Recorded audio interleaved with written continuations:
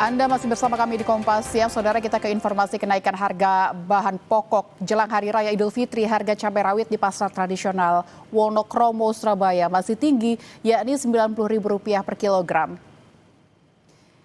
Harga cabai rawit di pasar tradisional Wonokromo, Surabaya masih tinggi, yakni Rp90.000 per kilogram.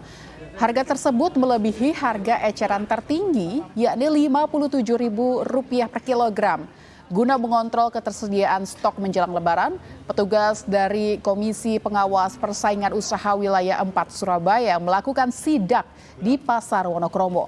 Petugas KPPU menyatakan kenaikan harga cabai rawit dikarenakan faktor cuaca dan permintaan tinggi jelang Lebaran.